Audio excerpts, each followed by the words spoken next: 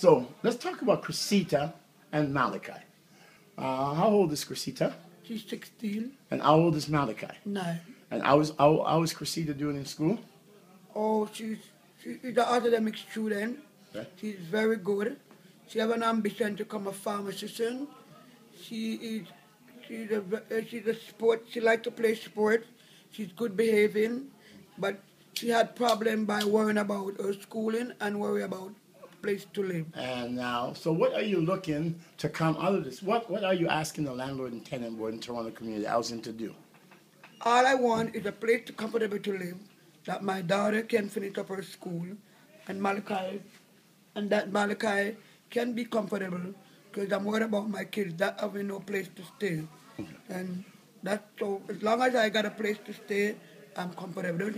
Doesn't matter where a Glendale or whatever they want to give me. I just need housing. Now, where do you think that Toronto Landlord and Tenant Tribunal went wrong?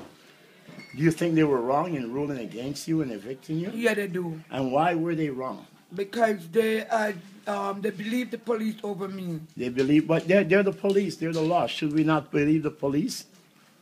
Because the police accusing Darren that he wanted Darren to rot against the boys, and Darren cannot rot against the 6 other boys because we're afraid for our life. So because he did not cooperate with the police used messaging against me to force me out of the place, because the police always tell Darren 2 years before it happened that I'm going to make sure that Toronto Housing kick you and your mom out of housing. So the police have a vendetta for Durant. Yes. Why is that so? Because they think that Durant may be small, but they saying that he's a smart boy and he's a gang organizer. Right. Now, so he's 18 years old. He has a disability. And how much time do you take him to the doctor? He's been going to Dr. Fan. He was 13 months old. And 13 months old. And does he have a job? No. No. And this is the young man we're expected to believe is the leader of a notorious gang, a disabled 4 foot. How tall is your son? At the time he was only 4 feet 3. So a 4'3" disabled man of the age of 18 who looks like 9 years old walk into Glendower, a notorious area for guns and drugs, and he now controls that area, and that is what we're expected to believe. Or we can believe that you're a single mother who's taking care of your 4 kids as best you can, and a couple of your kids went astray, and you're crying out for help from those in authority. Which story would you believe? I believe I'm crying out for help. Okay. What bothers us here is that the officers were subpoenaed by Toronto Community Housing. The officers were paid by Toronto Community Housing for their testimony to testify in a case that was ongoing in the court of law where there was no decisions of judgment made. And the code of conduct of the officers in this case are definitely in question. To confirm that, I made contact with Toronto Police Division and I spoke to a staff sergeant. And I asked the staff sergeant a simple question. Are police officers allowed to testify in case against other civilians that are currently going on through court? And I was told definitely not. That is against the code of conduct of the Toronto Police Services.